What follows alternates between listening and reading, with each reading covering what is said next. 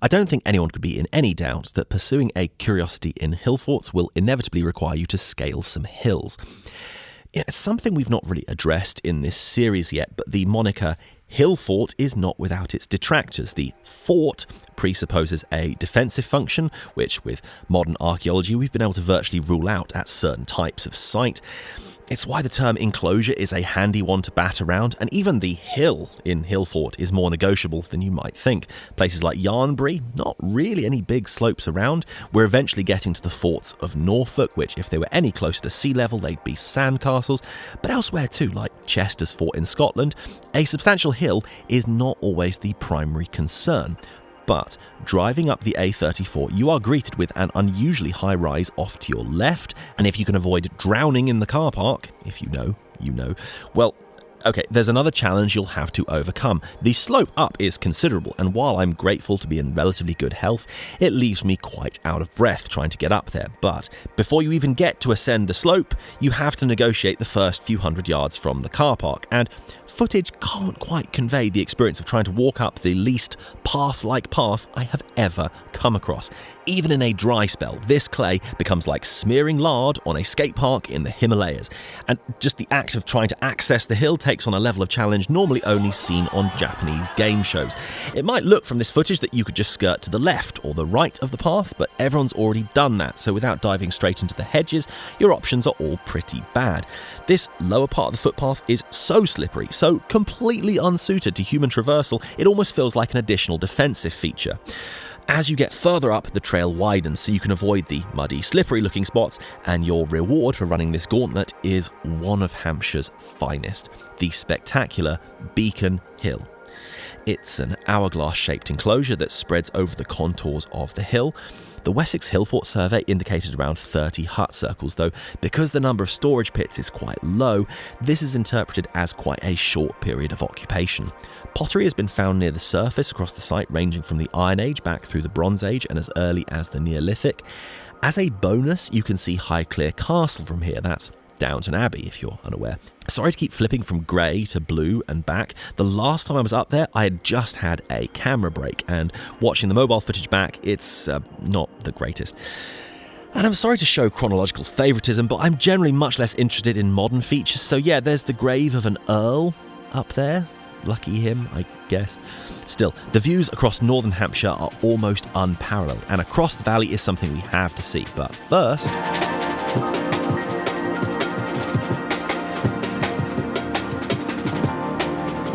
as we get going, I'm hoping you'll be joining us for the rest of this journey. A bit of context what we're up to in these next few episodes, and if I could just direct your attention to the playlist a moment. We started off in our home county of Dorset, and it was a real treat to show you some of the Hillforts there. Undoubtedly some of the very finest examples in the country. We then headed into Sussex along the line of the South Downs to catch those. So yes, we're in the process of catching as many of the Hillforts in Britain as we can, and we're also going to be having things like interviews with people who are far better qualified to talk about this than we are. We sat down with Miles Russell recently, that was very exciting, so go and watch that. Problem is, we're now left with a bit of an unusual travelling salesman problem. Yeah, it's not really obvious in what order we should approach this big block, kind of in Hampshire, Wiltshire and up into Oxfordshire. Hillforts are not evenly distributed throughout Britain. You know, there's not a whole load in central London, for example, but the quality of what's survived to see also massively varies. You know, I wasn't going out of my way to insult the residents in the commuter belt at the capital, but, you know, Kent, the home counties, Essex, it's much more slim pickings, especially in terms of sites where your average member of the public can get excited. And this is where doing this as a series comes back to bite, as people are far less likely to click on an episode without a strong hook. And if geography just happens to turn this into a bit of a miscellaneous selection, that's not great. Thankfully, this week we have some of the most significant sites in the country. We ran our South Down selection in a line running east from Winchester, so this time we mainly need to attend to northern Hampshire, and we'll work our way down into Wiltshire and just see how we do. After that, I don't know, the order is a mess. We'll figure it out. Having started at Beacon Hill, if you visit there, you can look across the valley and also see this. This is Ladle Hill, and at a cursory glance, it seems to compare rather poorly to the deep ditches of Beacon, but before you write it off, this is actually beloved by the Hillfort community for a very specific reason. Ladle is in fact unfinished, which is very helpful as it gives us an insight into how these enclosures were constructed. The disc barrow nearby attesting to the earlier use of the site.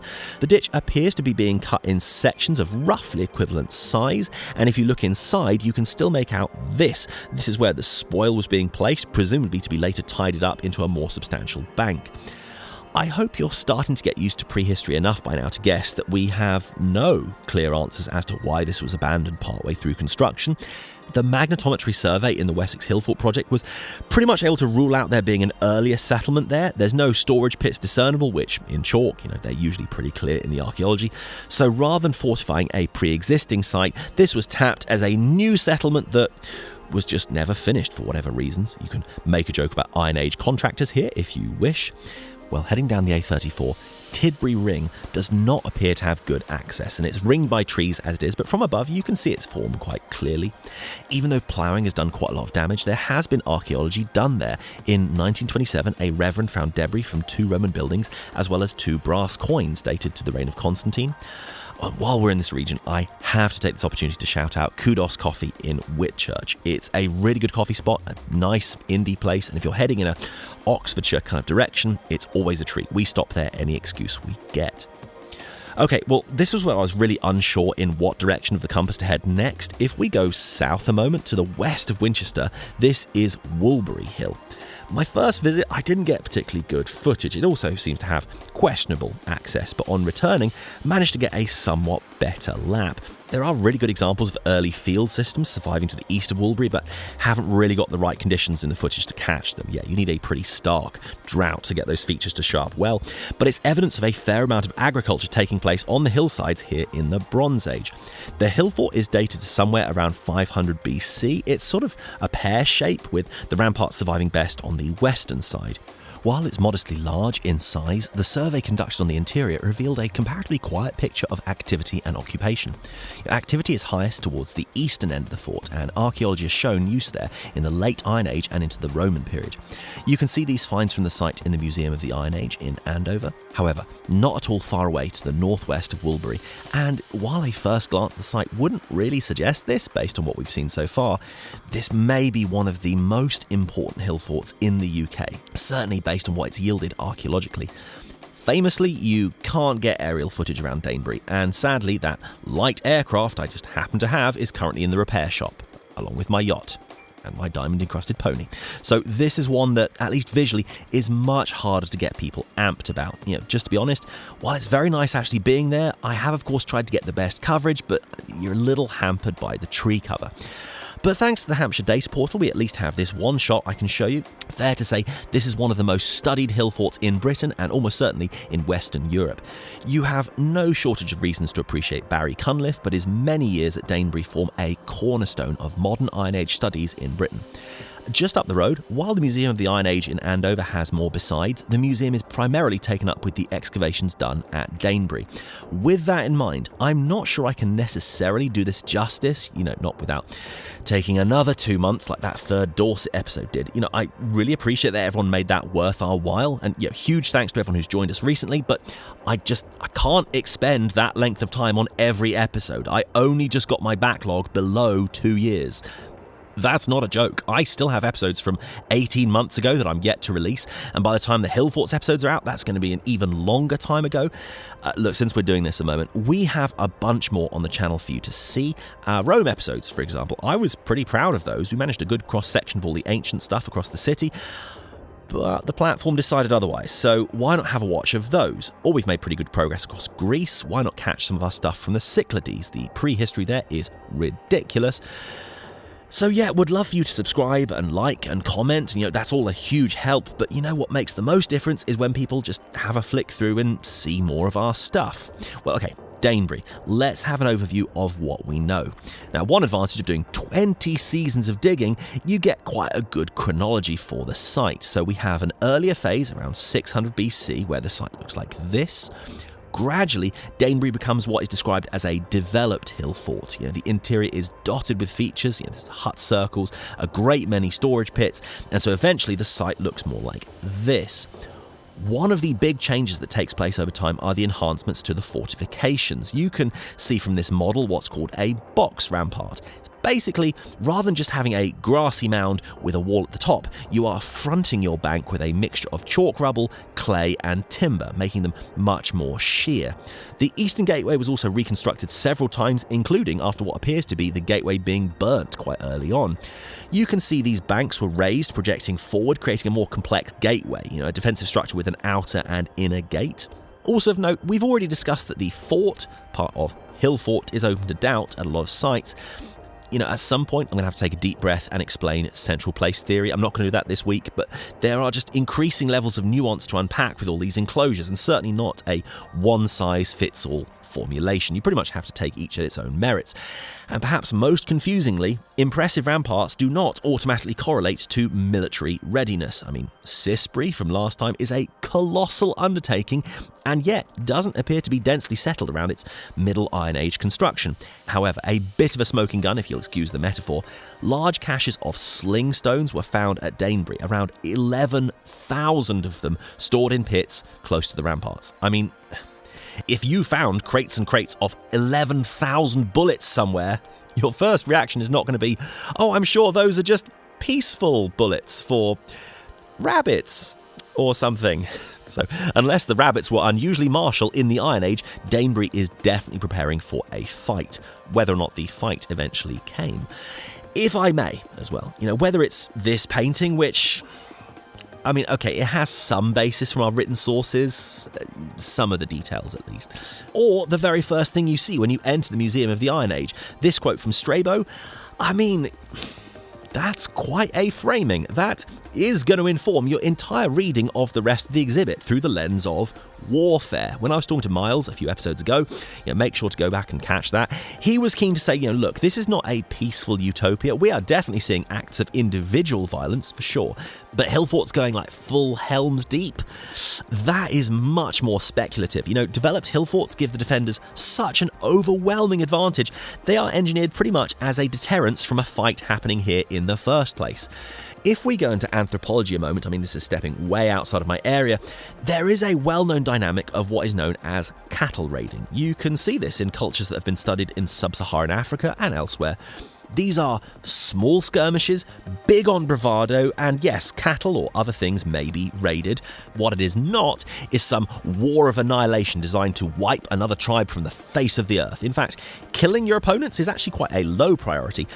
That is a much more plausible model for Iron Age cultures than the sort of warfare you're seeing, for example, in the Mediterranean with the Greco-Persian wars and so on. And sure, while our chronology at Danebury comes to a halt at 100 BC in a pattern we see all over southern Britain of Hillforts being abandoned around this time, we have another burning of the Eastern Gateway, and this time it was not replaced. I know it's tempting to see gateway burning as an episode of violence. In fact, looking back at a couple of previous episodes, I did sort of lean on that interpretation. Okay, just one example. The wonderful Castle Henlys in Wales, now the site of a brilliant experimental archaeology museum and unusually built in the actual footprint of the archaeology done there. Well, as best we can see, the inhabitants packed up and left peacefully, not in a hail of spears and sling stones and bodies, just up and moved on. So I know these two places are separated by several hundred miles. Just don't leap to the conclusion that the inhabitants of Danebury didn't just decide to leave. Maybe burned the gates in a ceremony? We simply don't know. You can certainly see that if the inhabitants had decided to move on, you could understand their reluctance to leave, let's call it a state-of-the-art fortress for someone else to just move in and take advantage of. So yes, slighting it, so it's much harder to fortify. That's certainly not out of the question. As for the bodies placed in pits, I know that seems like more of a gotcha. Let's just not be in too much of a hurry to make this another Maiden Castle war cemetery. And if you've been keeping track so far, you'll know why that's in verbal air quotes there. Seriously, go and watch the Miles Russell episode. Well, moving a short way north of Danebury, just on the southern outskirts of Andover, Bury Hill. Now, we are really hitting new lows on naming creativity here, guys. If you're not aware, Bury is from Bur, that's the Old English word for a fortified place. It's a suffix you might have spotted in a large number of forts we've already seen, so calling something Bury Hill is a bit like calling something Hillfort Hill. Now, I love a tautology, but come on, people, let's stretch our legs a bit with the naming.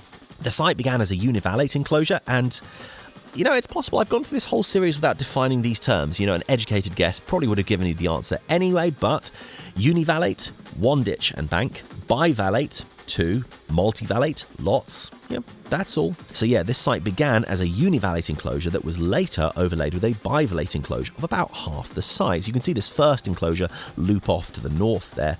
Nowadays, trees line the banks, but a footpath allows you to explore the edge of the enclosure with the middle given to pasture. It also dovetails into the story of Danebury, given that it's only 4 miles to the north. Barry Cunliffe also did an excavation here in 1990, and while there was none of the carbonised grain or human remains that we find at Danebury, there was a significant quantity of horse bones and horse-adjacent finds like harnesses. This does somewhat imply that the enclosure had something of an equestrian specialisation. It's also noteworthy for having activity continuing there even into the late Iron Age at a time when all major activity at Danebury had ended. We're now arcing north for a couple of sites that maybe should have been earlier, but what you going to do? First, Fosbury, possibly Fosbury. This one I caught when I was with my folks. I forget exactly where we were heading at the time. Funny thing is, and this just compounds how hard it is to organise these sites in any sort of order that makes sense, I lost this for ages. I knew there was a fort up there somewhere. I could remember what it looked like, but I couldn't remember the name, just that it was up there somewhere. This is also the result of seeing all these at different times over the years. Some of these are only a few miles apart as the crow flies, but the rural roads are a bit narrow, and not only do they eat up more time to traverse, but they don't necessarily connect A to B in the most convenient way. Anyway, Fosbury, its ramparts survived pretty well, and it's at pretty impressive height, despite only half of it being visible beyond the tree line. Not a lot to remark on this one. A little further to the north, and a pretty spectacular contrast in altitude when you're slowly making your way up the road to the north, Walbury Hill. This was quite a windy autumn day, so I just got the shots I could. It encloses a pretty massive 33-hectare area. The northwest gateway is particularly prominent. There's not been any formal digs there, so dating is in question, though it's believed to be quite early, possibly late Bronze Age, based on things such as its smaller banks and lack of apparent intensive activity. The survey from the Wessex Hillfort project struggled to pick up significant features in the interior, but they also didn't want to rule out that there were features worth examining. Okay, well, returning a little way south, Quarley Hill. Now, this one is a really happy memory. It made a very early start to catch the early summer sunlight there. The site is a long light bulb shape, distinctive gateway on the northeast side. It was excavated by Christopher Hawkes in 1938. He suggested that the ramparts were never fully finished and occupation at the site may have been comparatively short-lived. It was built overlaying an earlier Bronze Age ditch system. At the northeast gate there was evidence for a massive barbican that was later replaced by a smaller timber structure. Work from 2006 suggested there had been several rounds of upgrades to the ramparts, but found no evidence of the site in use much past around 300 BC. Nowadays, it's surrounded by fields of wheat, and while the enclosure is now topped with trees, an environmental study suggested that when the fort was first built, it was in open grassland. On the same morning I caught Quarley, I also headed just to the north and west to Sidbury Hill. Now, this one, I just sort of assumed the army had this one on lockdown as it's right on the edge of a military training area, but there is access. I mean, when I went, I was a little nervous, like, am I going to be shot? But there's parking and a small quantity of joggers and dog walkers, so I walked there on the dirt track, enjoying the beautiful summer morning.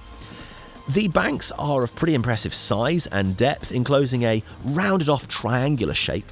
Evidence of a Neolithic settlement was discovered up there, and down below, in the distance, you can make out some barrows. Overall, the site has had a bit of a hard time of it. There's tank damage in several sections, and apart from the trees, the interior and the western side has been significantly damaged by gravel digging in the 1800s. Well, a little way south, and this next one is pretty great. Figsbury Rings. I've been flashing this up at various times through the series as an example of a causewayed enclosure, that's a type of enclosure from the Neolithic, that was later expanded into an Iron Age hill fort. This interpretation has become increasingly plausible as more work is done at Figsbury, but it's still not completely certain. A first dig on a few small plots of the site in 1924 didn't resolve the relationship of the inner ditch to the outer works. The inner ditch is somewhat irregular and appears to be not entirely finished, like it's a little messy in parts. We have Neolithic finds from the site which show it was being used that far back, There were 2 surveys done, one in the 80s and one in the early 2000s, and both were inconclusive, so we can't quite tie those Neolithic finds to the dating of the inner enclosure, not with absolute certainty at least. But rather than what we see from the other causewayed enclosure, where the Iron Age works are pretty much just digging out the earlier works to make them deeper and wider, at Figsbury, the huge banks were built up in a much larger radius around the original ditch. A salutary warning for anyone who's driving there: the road in is an experience in itself, and anyone who's been knows exactly what I'm talking about. The outer ramparts definitely are at an impressive height, and while you might not spot it straight away, Figsbury is also in line of sight for the last one we're going to do this week, and this is pretty special. This is Old Sarum. This is that rarest of things. It's a hill fort with continued use. Or, well, actually, maybe that's just a survival bias that I'm inferring. You know, a lot of continued use of a hill fort would require people to level the ramparts, so I think Shaftesbury might be an example of that. Anyway, Old Sarum was an Iron Age hill fort that was transformed into a Norman town with a castle and even a cathedral. The inhabitants did end up finding the location and its size constraints to be bothersome, which is how Salisbury and its newer cathedral were founded down in the valley.